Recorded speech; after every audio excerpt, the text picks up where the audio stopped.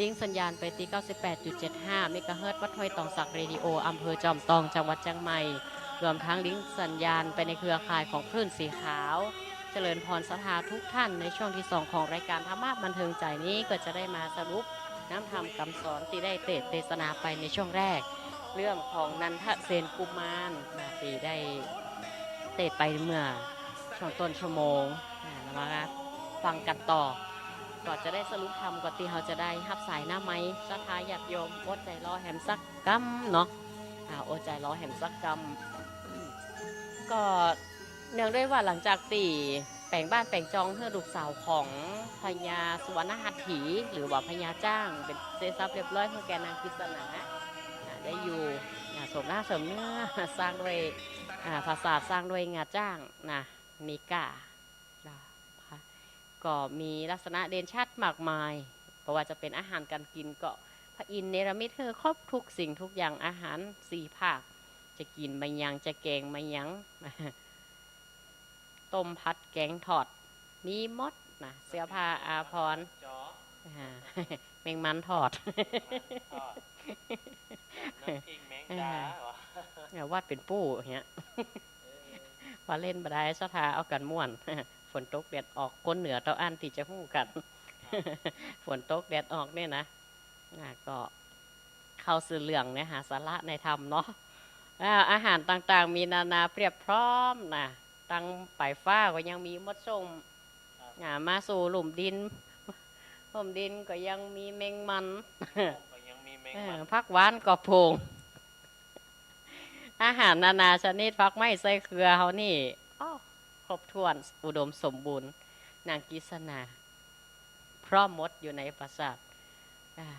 มีดอกไม้นานาพันธุ์กลิ่นหอมบยุดบยอนบ่มีหดหาย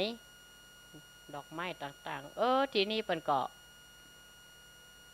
จะไปถึงเมืองหนึ่งพระพุทธเจ้าหลังจากได้เล่าเรื่องของนางกิษณาเรียบร้อยละพระพุทธองค์ก็ทรงแสดงธรรมฮือสาวกตั้งหลายต่อว่าอันนี้ตัดไปแห่มตอดนะแห่มเมืองก็คือเมืองพาราณสีแห่มละนะคะเมืองนี่จื่อโด่งดังพบกันทุกผูกพบกันทุกผูกเจอทุกครั้ง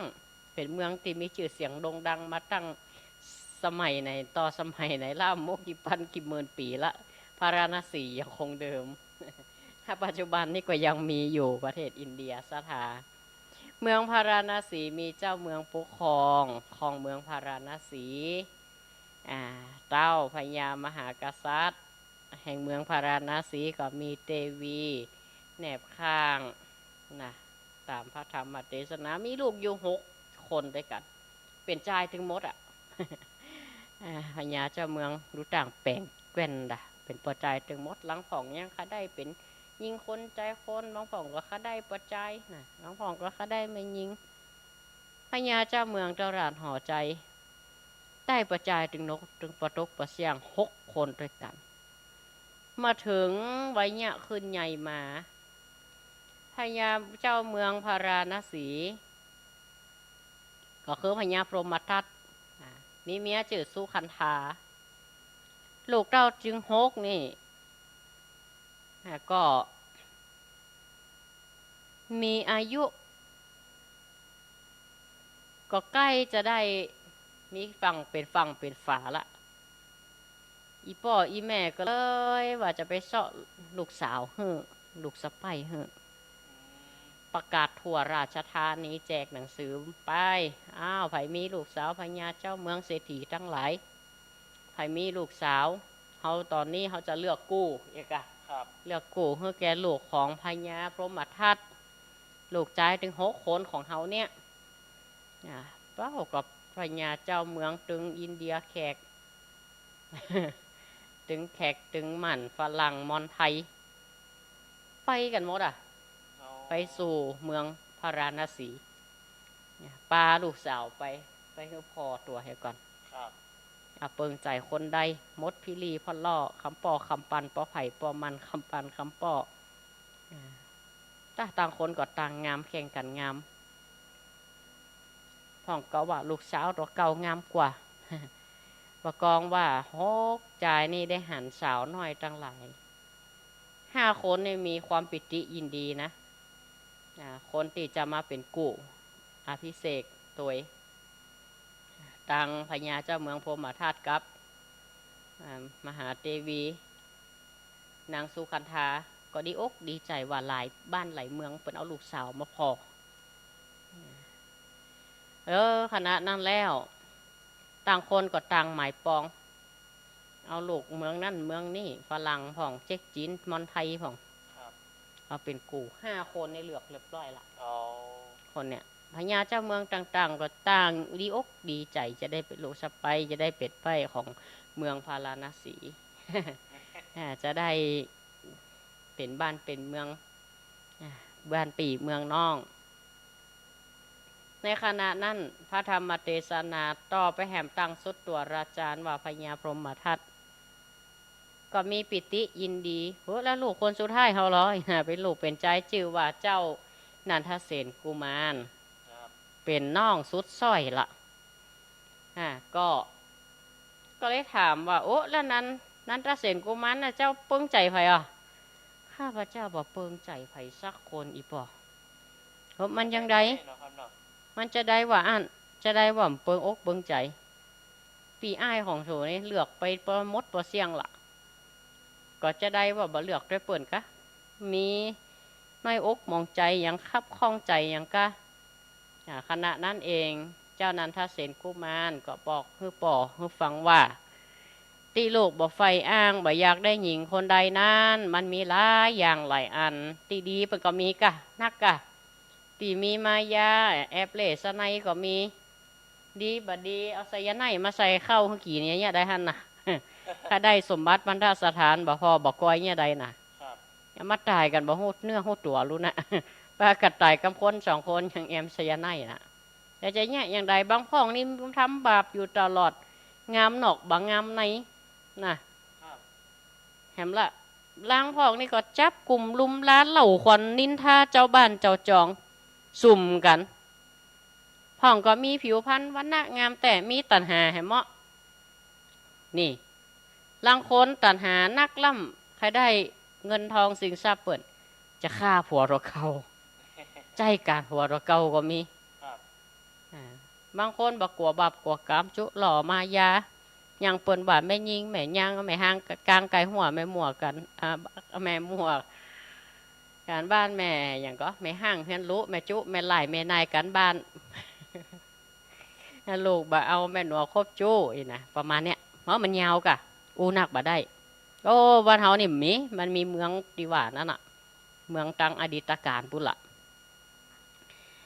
บางคนเปิ้นดีก็ดีกะอีป่อนี่นะก็กับพญาเจ้าเมืองพญาพรหมทัตลูกก็เลยบอกขาผาธนาใดครับเมินมาลูกกว่าจะขาดอิสระเสรีกะบอกกองแต่งใหม่ๆบอกกองได้เมากันนี่มันถึงอย่างหวานนะหวานกับน้ำอ้อยอย่างนี้กะมันถึงไปกันล่องๆน้ำต้มผักยังว่าหวานบ่เมินบ่นานหวานกลายเป็นส้ม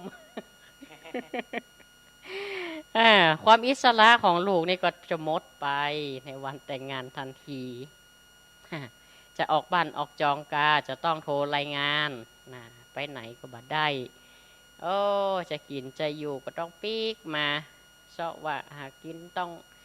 หับภาระต่างๆลูกก็เลยบ่ใครได้กับอีปอนะถ้ามันจะได้นะมันจะอยู่แดนไกลอยู่ปลายสวรรค์มันก็ถึงได้อีเนาะมันก็ถึงปะกันลูกเลยบ่ได้ใส่ใจในเรื่องนี้ต่อใดนักนะคนที่มีศีลมีธรรมเมื่อใดลูกปรารถนาขอให้มีศีลเสมอกันถึงจะไปกันหอดนะลูกก็ขออยู่ด้วยป่อเอาแม่เอากุลป่อกุลแม่เอากุลของศีลของธรรมนี่แหละอยู่เป็นกู่เป็นกิมอยู่ในอกในใจในจิตใจนี่ขณะนั้นเองนันทเสนกุมารก็ได้กับป่อกับแม่มันดาขณะนั้นก็ได้เข้าอกเข้าใจว่าเมื่อใดถึงมันถึงเวลามันก็ถึงห้ามบ่ได้อย่างกัตตีแม่สายทองจังหวะน่ะข่าวแม่แห้งสาวแม่มันกับส้มเพ่งมันถึงโขยของกู่กันแต่ถึงเวลามันก็ถึงได้มันจะมีมันถึงมีกันมันบ่มีมันถึงบ่มีน่ะเนี่ยอันเนี้ยบางทีมีแต่เป็นพวกแก้วเมียแสง อันลังกูบเมินไปเมินมาเป็นผัวเกี้ยวเมียเกี้ยวลังพ่องผัวควัดเมียควันมันได้เป็นเกี้ยวแม่แสงใช่กรรมโตขำยำแรงเป็นแสงโสมเหีย เป็นหงตองเหียเล่นการพนันเหียนั่นเป็นยังอีไปเหียก็มีสถาญาติโยมเฮาฉะนั้นแล้วเจ้านั้นถ้าเสนกุมารโนมาหารความทุกข์ลำบากในการคลองเรือนนี่มันโหยากเฮ้ยบ่เอาเตี่ยรอว่าเป็นกรรมตั้งหลายจะบันดาลเองกูแต่ย่อมถึงเวลาที่สมควรอดเปรี้ยวไว้กินหวานขณะนั้นเองก็เป่าประกาศคนตั้งหลายพญาเจ้าเมืองพระพรหมพญาพรหมทัตเป่าคนตั้งหลายวันพรุ่งนี้จะเป็นวันอภิเษกลูกใจถึง5 คนคนล่านี่เอาเตือหรอปอคือเสนามาตั้งหลายเตรียมโต๊ะตั้งมานั่งเป็นกู่อยู่5 กู่ด้วยกันเตรียมถ้าเครื่องเบญจราชกุฏภัณฑ์ก็คือเครื่องของกษัตริย์เป็นชดามงกุฎเนียงต่างๆเครื่องทองเครื่องถมน้ำกินน้ำว่านั่นน่ะเครื่องประกอบในพระราชพิธีน่ะเป็นหอกเป็นดับก็นำมาตกมาแต่งเพื่อมันงามมีแต่นอาสนะไหว้ครบ5 กู่ก็ขณะนั้นก็ปันโจกปันใจเพื่อเขาอยู่ด้วยกันอยู่ดีมีสุขทำพิธีอภิเษกสมรสเพื่อกับลูกถึง5 คนกุมารราชกุมารทั้ง5แห่งคนนันทเสนกุมารยังบ่มีใจไฟในตังนี้เตื่อจากนั้นเสนาบดีตั้งหลายก็ต้อนรับเอายังแขกบ้านแขกเมืองปากันมาล่ำผ่องก็ผ้าผูกเขียนหัวผ่องก็ปิดหน้าปิดตามาในนั่นฝรั่งเช็กจีนมอนไทยมากันลวงกันหลายต่างก็ยกมือตำวางเก้ากอมขอนอบน้อมเนาะบูชายังพญาเจ้าพาราณสีจากนั้นเมื่อพิธีอย่างครบเสร็จสิ้นหมู่เขาก็ถือโอกาสลำลาไปอยู่เมืองไผ่เมืองมันก็ลูกใจตั้ง5ก็มีนอล่าชายาแต่ว่าพระโพธิสัตว์ของเฮาหรือพระพุทธาหยอดสร้อยเปิ้นบ่พัฒนานางได้เป็นสายใจสักคนที่จะเอามาเป็นกู่ห้อยอย่างเตื่อเพราะยังบ่ถึงเวลาเปิ้นจะอดสาไว้ก่อนเอาน้ำเอาทำอยู่ไปตามน้ำตามทำผูกที่9ก็ตึกเต่าอี้นะก่อยฟังผูกที่10แห่งตัวไปหน้าในติด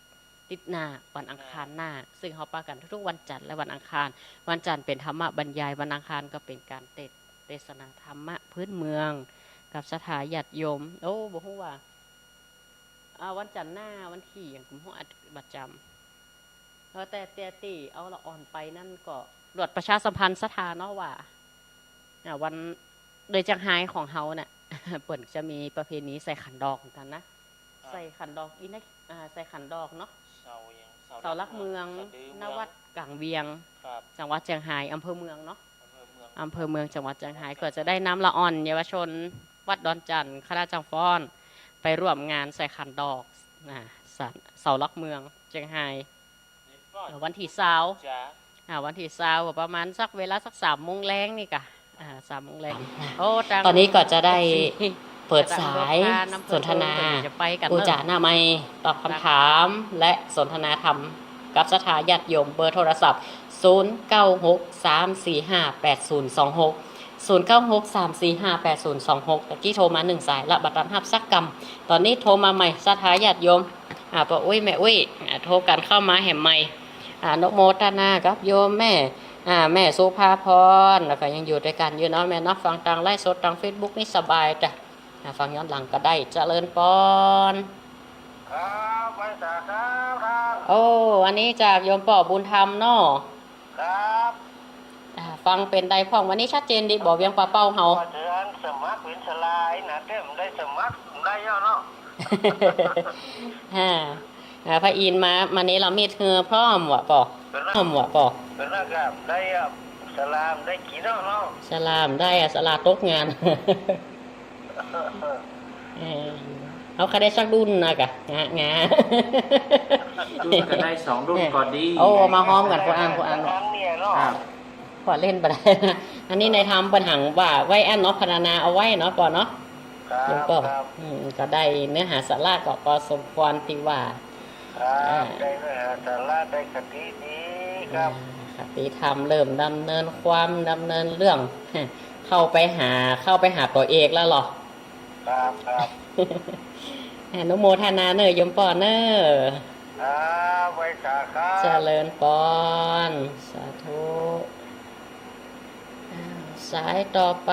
เจริญปอน จ้าไปสาเจ้าจ้ามา อ้าวแม่แก้วเนาะ ครับสวัสดีครับ แต่ว่าเป็นฝนเป็นลมนะแม่แก้วเนาะ เจ้า จังก้นร้อนลงนักก็ ตกขึ้นเนาะ อืมตกคืน พักผ่าน นั่นน่ะแม่ มีมันออกปะ เป็นผู้ไปเหียแม่ มันเป็น ขับเลย มันเป็นผู้ไปเหี่ยวอ่ะ บาใจมันบินมาตอมไฟบ่ได้แม่ มีบ่มีเนี่ยบอกหูจะเปิดนั่นเนอะ มีกับคนเมืองเขาอ่ะเนาะจิหูเนาะ เนี่ยเป็นสองสามสีเนี่ย นั่นน่ะกะ เปิดกระละออมหันโหลกคุยแบบเนี้ย จ้ะ ของเล่นโลกเลยแม่ คือเพื่อนคนนั้นหันโหลกมันเบิ้ลในสักวันสองวันเนี้ย แต่ยังมาชมนะกะโยตกบนปลายฟ้าวะ เขาทราบไปตวงไง จัดงานเนาะ นะกะ วันนี้เข้าใจนี้ เข้าใจดีเนาะแม่เนาะ จากนั้นจะมีจัดวันเลย อนุโมทนาเนอะแม่แก้วเนอะ จ้า สาธุสาธุ ให้กำลังใจอาจารย์เลย เจริญพร ครับขอบคุณครับสวัสดีครับ สาสุขภาพกระโดยนะครับ ก็อากาศก็เย็นมากก็ยังแฟนหน่อยลดความร้อนไปหน่อยละ รถไปได้เหยียบฝุ่น ช่วง มา ก่ ต อ อน น เดียว ช่วงก่อนก็ร้อนแต่ว่า ครับ มันยังเปิดเอาไฟลนเลยนะ ไฟลุกเอาเหรอยังไงทำมันว่า ฝนตกก็ชำระความร้อนความสกปรกอย่างไป ครับ อากาศที่มันอยู่มลพิษต่างๆเนาะเจริญปอน ได้จ้าเจ้าให้พักเนอร์ จากต่างใดก็แม่วิเฮือนเนาะ เงิน แม่วิเฮือน จับ จำกา ก็ มาแม่ ครับ มาครับ มาเหมือนกันแม่ในก็มา มาอยู่ครับ ฟังชัดเจนนะแม่เนาะ วันนี้ลูกนายเนอร์ ครับ สวัสดีครับ สาธุสาธุ ครับ อาสาสุขภาพโตัวเป็นฟ้าเป็นฝนก็อยู่ในบ้านในจองนะแม่เนาะไปแอวไปสอดนะ อันตราย คนมาเดียวยังตักมาได้เดือนนะครับเด้อ สาธุ ครับ อนุโมทนาครับแม่วิเฮือนโตัว ครับ โอ้บางเตือคนเฮาคนแก่ก็ระมัดระวังกันเดินกันพบกันเหินนะมันลื่นเนาะ ครับ มันเหมือนขนาดคนหนุ่มเฮานี่โอ้ยังเต่ายังนี่ อันตรายนะครับนะ ก็บ่ได้หล่นได้ยังเนาะ ครับ สิเปนยังรู้พังนักปราชญ์ยังรู้เผอแมงแสนตีนไม่ตีนรอบตัวมันยังตกน้ำบ่อนั่นน่ะนางว่านะ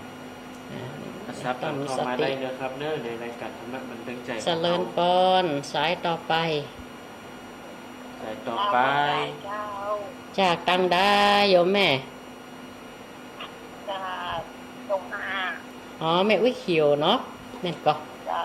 แม่วิเขียวสายประจำ เลยเอ็นฝนยกเข้าแบบ นั่นล่ะแม่สัญญาณมันก็ มองกัน ต่อบ่ได้ แต่ว่าตั้งร้อยรอนี่เปิ่นลิงก์ไปได้อยู่บ้านเฮานี่มันคัดข้อง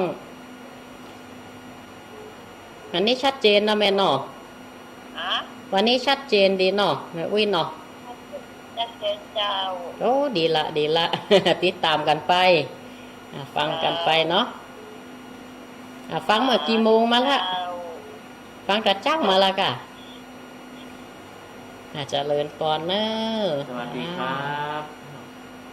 โทรศัพท์ 0963458026 ครับโทรศัพท์เข้ามาได้เลยครับเด้อเดี๋ยวนี้เวลาก็ยังมีกันอยู่นักอยู่ โทรเข้ามาใหม่สายสนทนามันซ่อนกัน ครับ สถาเกาะโทรกันใหม่ถ้าบัติดเนาะ ครับบัดนี้รอบพี่บัดนี้รอบหน้าเนาะครับเนาะ อนุโมทนากับโยมแม่สมรเขตกันนะติดตามรับฟังอยู่ต่างไลฟ์สดต่างเฟซบุ๊ก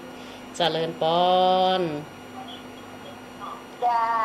สาธุเจ้า จากต่างได้ โอ้นี่สถาสันมาเมาด่ะ ไปเนาะ แม่นก็หาจำเสียงเพิ่นได้อยู่นะ เก็บเสียงได้กับเจ้า จำเสียงได้จากอำเภอพานอำเภอพานมีฝนมีลมว่ะแต่ว่า เวียนหนองร่องเจ้า อ๋อนี่เวียงหนองล่องกะโอ้บัดใจละอันน่ะโอ้ตายพิษเฮ้ย ทายพิษอันนี้จากต่างแม่ยังอ๋อแม่น้องตัดจ้างเวียงหนองล่องก็เสียงมันยังคล้ายๆกัน ก็คล้ายกันปะ คล้ายๆนะแม่ เวียนหนองร่องจันจาง อ๋อแต่ละ แม่นละจำละ แม่น้อมเนาะชัดเจนเนาะแม่เนาะ ก็เสียงคุกคุกก็คักตัด อ๋อถ้าจะเป็นตาสัญญาณเนาะแม่เนาะสัญญาณมือถือจ้ะ เจ้า แต่วิทยุปกติดีเนาะ เจ้าน้องน้อย ครับ ต้องจังน้องน้อยแล้วโอ้ยฝนกระตกแล้วเย็นอกเย็นใจแล้วเด้อ ครับ อานุโมทนาสาธุแม่ เจ้า เจริญพร สวัสดีครั สา บ ธุสายต่อไปเจริญพร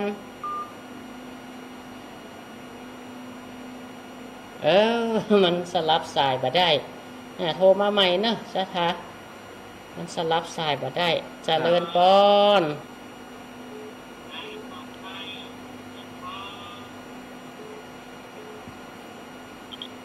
เจริญพร ก็ไม่ก็ถ้าจะเช่า อันนี้แม่ไรเนาะ ฟังอยู่เนอะเพราะพ่อโซ่เจ้าประเทศเดียวเนี่ย เขาอนุโมทนาแม่ติดแล้วเนาะ เจ้า เจ้า ดีละแต่ว่านี่เป็นฝนเป็นลม มาจัดตามปกติแม่มาช่วงหลัง ปกติครับ ชัดเจนนี้นะเจ้า ครับ อนุโมทนา เอาแต่เจ้าแม่แบบนิดแต่เกณฑ์เดียวเนี่ยมันอย่างมันดับนิดอ่ะอาจารย์ อ๋อนั้นถ้าจะเป็นตาเนี่ยการสัญญาณนะแม่ ของหน้าอาจารย์ก็ของแม่ ถ้าจะโทรศัพท์เนี่ยแม่ แต่วิทยุนี่ชัดเจนน่ะเนาะ ชัดเจนดีฟังชัดเจนดีฟังเนี่ยกันดับหายอ่ะ กะ มันสัญญาณมันเข้ามาดับกัน ถ้าจะบัชัดแม่สัญญาณนะน่าเป็นฝนเป็นลมเนาะอนุโมทนา สาธุเจริญพ